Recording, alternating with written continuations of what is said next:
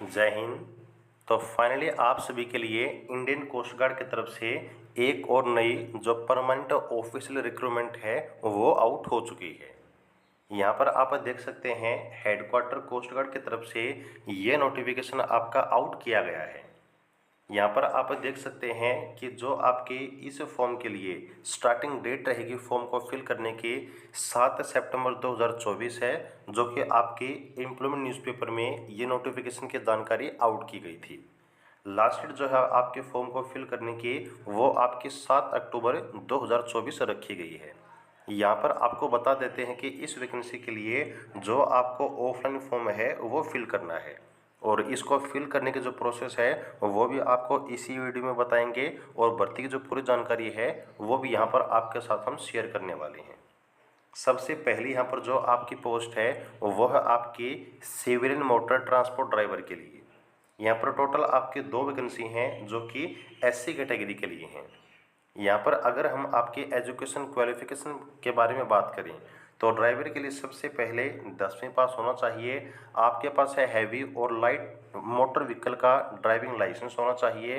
कम से कम 2 साल का मोटर व्हीकल ड्राइविंग का जो एक्सपीरियंस है वो आपके पास होना चाहिए, और साथ ही साथ में मोटर मैकेनिज्म की जो जानकारी है वो भी आपको होनी चाहिए। ये जो आपकी जानकारी है वो आपके ट्रेड टेस्ट में आपके जांची जाएगी। ओके। ड्राइवर के लिए अगर हम बात करें एज लिमिट के बारे में तो यहाँ पर 18 से लेकर 27 साल जो एज लिमिट है वो यहाँ पर आपकी रखी गई है। इसके बाद नेक्स्ट जो आपकी पोस्ट है वो है आपकी फोर्क लिफ्ट ऑपरेटर के लिए। यहाँ पर भी ये आपकी पे लेवल 2 की पोस्ट रहेगी, और ड्राइवर जो है वो भी आपकी पे स्केल लेवल 2 की पोस्ट रहेगी, जिसमें 19,900 रुपये आपका बेसिक होता है। तो स्टार्टिंग इन हैंड सैलरी की अगर हम बात करें तो वो आपकी 33 से लेकर 35 के बीच में आपको देखने को मिल जाएगी। लिफ्ट ऑपरेटर के लिए टोटल यहाँ पर जो वैकेंसी हैं एक हैं जो कि यूआर कैटेगरी के लिए है। याद रखिएगा, अगर यूआर कैटेगरी में वैकेंसी हैं तो जितने भी रिजर्व कैटेगरी वाले कैंडिडेट हैं जैसे कि एससी, एसटी, ओबीसी, ईडब्ल्यूएस, तो वो सभी यूआर के अगेंस्ट फॉर्म अप्लाई कर सकते हैं। सिर्फ जो आपको एज लिमिट में छूट है वो नहीं दी जाएगी। तो लिफ्ट ऑपरेटर के लिए जो क्वालिफिकेशन है 10th आपको जो है पास होना चाहिए, प्लस में आपके पास जो आईटी है वो होनी चाहिए। अगर मान लीजिए आपके पास से आईटी नहीं है तो आपके पास अगर 1 साल का एक्सपीरियंस है ट्रेड का तो भी आप एलिजिबल हैं, या फिर अगर 3 साल का आपके पास एक्सपीरियंस है विदाउट एनी ट्रेनिंग आईटी में तो भी फॉर्म के लिए आप एलिजिबल रहेंगे। और आपके पास जो हैवी ड्यूटी व्हीकल का ड्राइविंग लाइसेंस है वो भी होना चाहिए।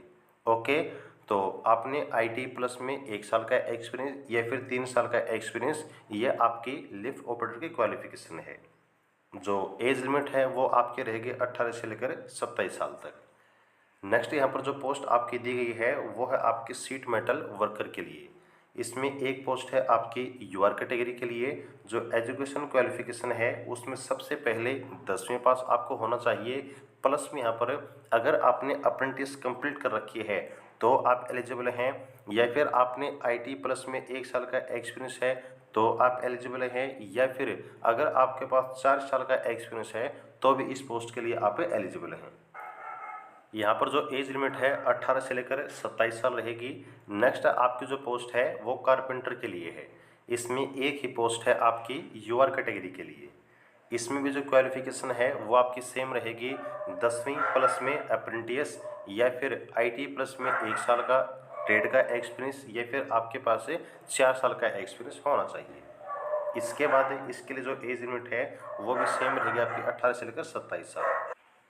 नेक्स्ट यहाँ पर जो आपकी पोस्ट है वो है फायरमैन के लिए। इसमें भी एक वैकेंसी है यूआर कैटेगरी के लिए।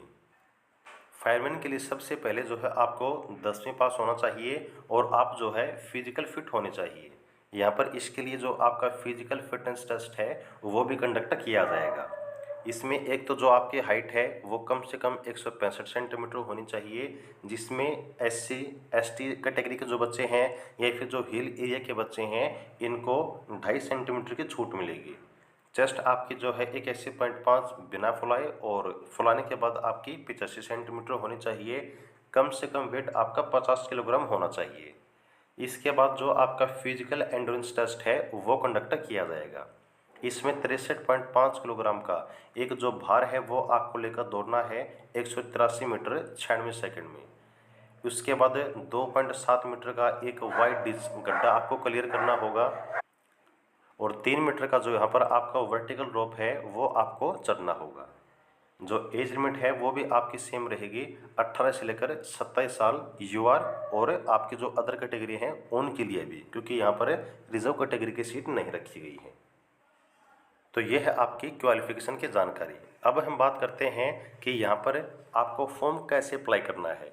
तो सबसे पहले जो आपका एप्लीकेशन फॉर्म है वो आपको फिल करना है और उसके साथ जितने भी यहाँ पर आपके डॉक्यूमेंट हैं उन सभी की फ़ोटोकॉपीज जो कि सेल्फ अटेस्टेड होनी चाहिए वो आपको यहाँ पर अपने फॉर्म के साथ दिए हुए एड्रेस पर भेज देनी है। डॉक्यूमेंट में आपकी क्वालिफिकेशन जितने भी हैं जैसे कि 10th ITI या फिर कोई एक्सपीरियंस या फिर ड्राइविंग लाइसेंस, जो भी आपकी पोस्ट की क्वालिफिकेशन है वो सब आपको भेज देनी है।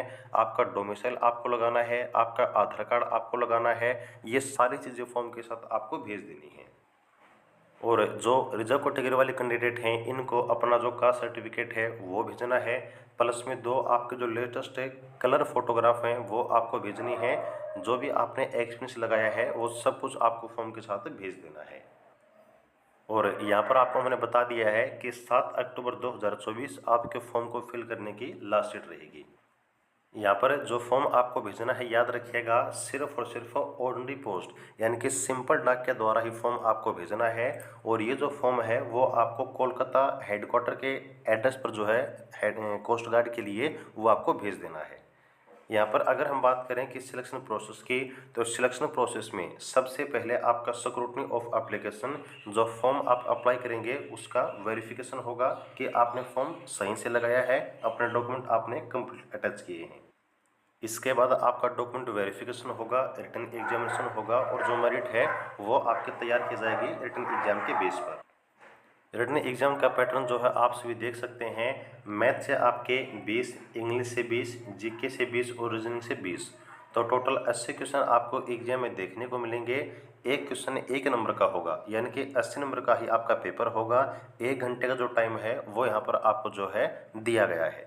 इसमें जो क्वालिफाइंग मार्क्स है कम से कम यूआर के लिए 40 और एससी के लिए 36। यहाँ पर आपको याद रखना है कि ये सिर्फ पासिंग मार्क्स हैं, कट ऑफ जो है आपकी इनसे हायर पोस्ट पे बनेगी।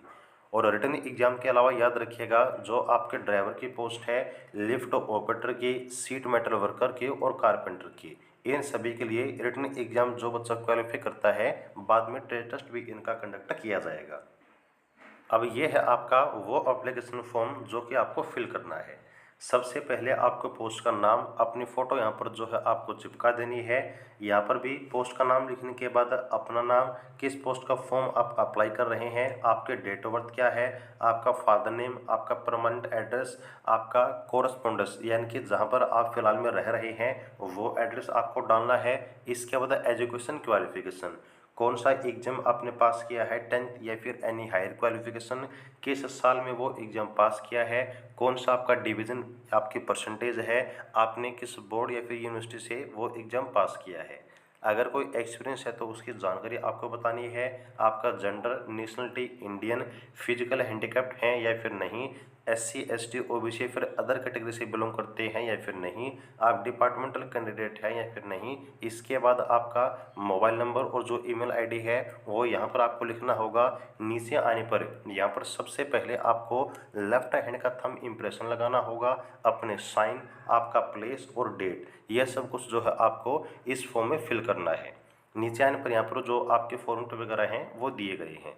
तो ये आपका जो फॉर्म है वो आपको फिल करना है और अपने सभी डॉक्यूमेंट के साथ दिए हुए एड्रेस पर भेज देना है। ओके, तो उम्मीद करते हैं जानकारी आपको अच्छी लगी होगी। कोई भी डाउट अगर रह जाता है तो आप लोग जो है कमेंट सेक्शन में पूछ सकते हैं। आगे जानकारी के लिए जुड़े रहिएगा और चैनल को सब्सक्राइब जरूर कर लीजिएगा। जय हिंद।